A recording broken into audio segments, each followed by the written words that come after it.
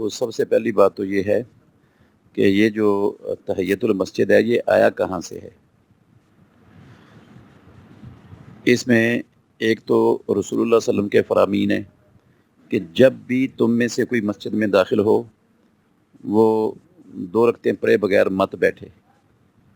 اور دوسرا یہ بھی ہے کہ آپ صلی اللہ علیہ وسلم نے فرمایا، یہ بخاری اور مسلم دونوں کی حدیثیں ہیں، جب بھی تم میں سے کوئی مسجد میں آئے تو 2 رکعتیں پڑھے بیٹھنے سے پہلے۔ یہ رسول اللہ صلی اللہ علیہ وسلم کا حکم ہے۔ اب یہ کون سی 2 رکعتیں ہیں؟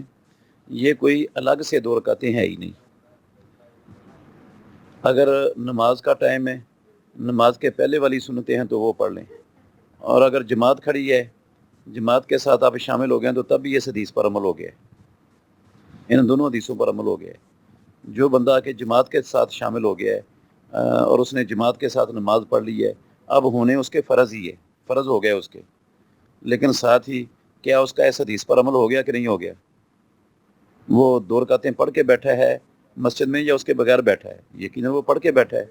تو رسول اللہ صلی اللہ علیہ وسلم نے یہ نہیں لفظ بولے کہ وہ 2 سنتیں یا 2 نفل پڑھ کے بیٹھے، 2 رکعتیں کہا ہے، چاہے وہ سنتوں کی ہو، نفلوں کی ہو، فرضوں کی ہو، کوئی بھی 2 رکعتیں ہیں وہ۔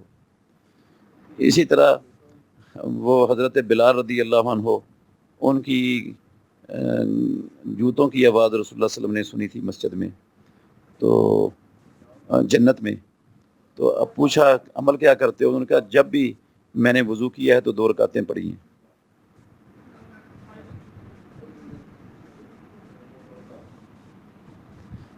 تو یہ جو 2 رکعتیں ہیں، انہوں نے یہ نہیں کہا کہ میں 2 نفل پڑھے ہیں، 2 رکعتیں پڑھی ہیں، چاہے وہ سنتوں کی ہوں، چاہے نفلوں کی ہوں، چاہے فرضوں کی ہوں۔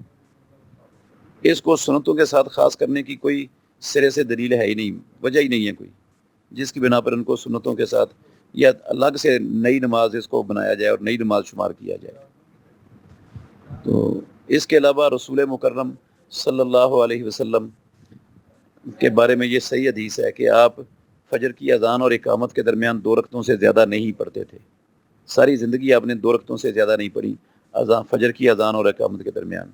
اگر وضو کی الگ پڑھی ہیں اور مسجد کی الگ پڑھی ہیں اور سنتیں الگ پڑھی ہیں پھر تو زیادہ بنتی ہیں، پھر تو 6 بن جاتی ہیں۔ نہ مسجد کی نماز الگ ہے کوئی سپیشل ہے، نہ وضو کی نماز کوئی سپیشل اور الگ نماز ہے۔ یہ اس وقت ہے جب کسی ایسے ٹائم میں بندے نے وضو کیا ہے جو نماز کا ٹائم نہیں ہے تو وہ 2 رکعتیں پڑھ لے وضو کی نیت سے، یا ایسے ٹائم میں مسجد میں بیٹھنا چاہتا ہے جا کر جو نماز کا ٹائم نہیں ہے تو پھر وہ مسجد کا 2 رکعتیں الگ سے پڑھ کے حق ادا کرے گا۔